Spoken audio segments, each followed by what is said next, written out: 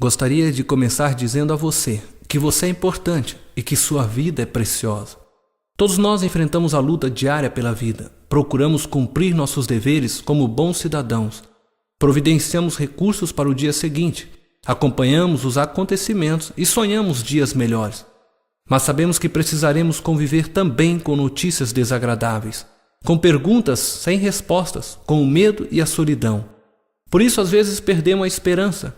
Tentamos encontrar saída para esse vazio comprando, viajando, conversando com outros, lendo livros de autoajuda. Conseguimos até rir durante o dia. No fundo, sentimos que a vida é mais do que isso. E é aqui que aparecem as maiores discussões. Uns acham que rituais religiosos resolvem. Outros se esforçam na prática de boas ações. Uns procuram respostas na filosofia, outros na psicanálise. Livros e mais livros são escritos, e alguns até enriquecem com isso. Alguma coisa está faltando. Tentamos identificar o problema e não encontramos solução. Essa preocupação ocorre com maior frequência quando o assunto é a vida futura, a vida espiritual e o que acontece após a morte. Começamos uma procura insistente, não conseguindo preencher esse vazio com os nossos próprios esforços, e assim caminhamos em qualquer direção, e pior, sem qualquer esperança. Mas lembre-se, Deus nos criou, conhece todas as nossas perguntas e dá todas as respostas no seu livro, a Bíblia. Acompanhemos juntos. Por que temos este vazio interior?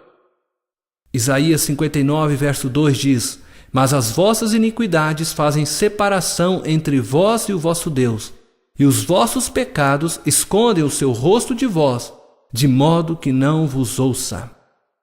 Em 1 João 3,4 diz: "Todo aquele que vive habitualmente no pecado também vive na rebeldia, pois o pecado é rebeldia."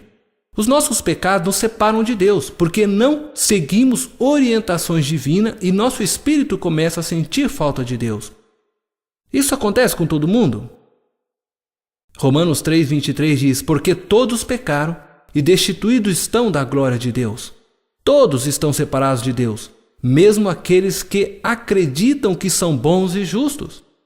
Talvez você ainda se pergunte: apesar da condenação, ainda há esperança?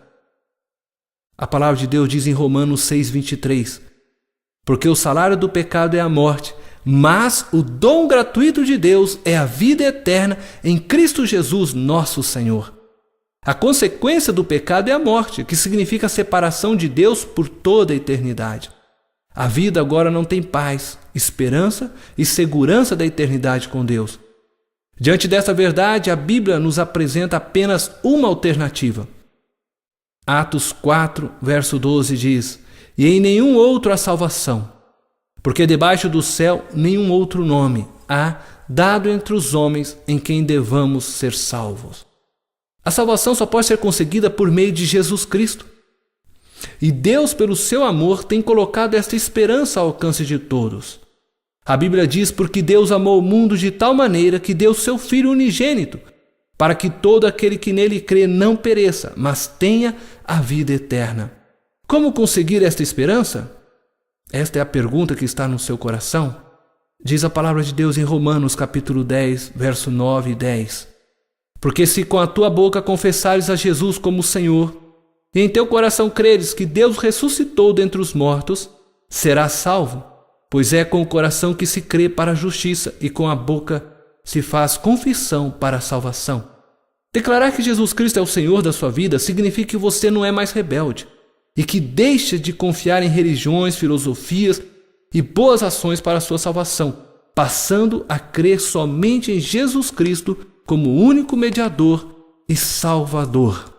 Existe uma esperança. Você pode ter esta esperança.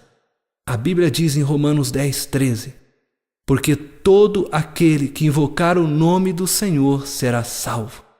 Também diz a palavra de Deus: "No tempo aceitável te escutei, e no dia da salvação te socorri." Eis aqui agora o dia da salvação. Creia, Jesus Cristo morreu por você.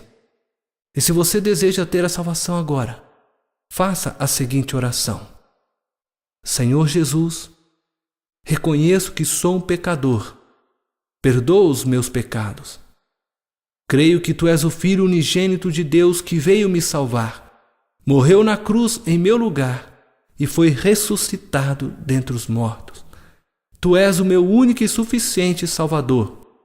Entra em meu coração e ser o Senhor da minha vida. Amém. Se você fez esta oração com sinceridade, neste momento você recebeu o Espírito de Deus em sua vida. E você é agora uma nova criatura. A palavra de Deus diz em 2 Coríntios, capítulo 5, verso 17. Pelo que, se alguém está em Cristo, nova criatura é.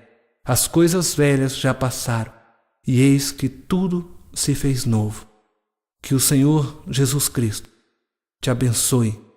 Que a graça do Senhor seja abundante em tua vida. Que o Senhor faça resplandecer sobre ti o seu rosto. Que as misericórdias de Deus te alcancem. Sê tu uma bênção.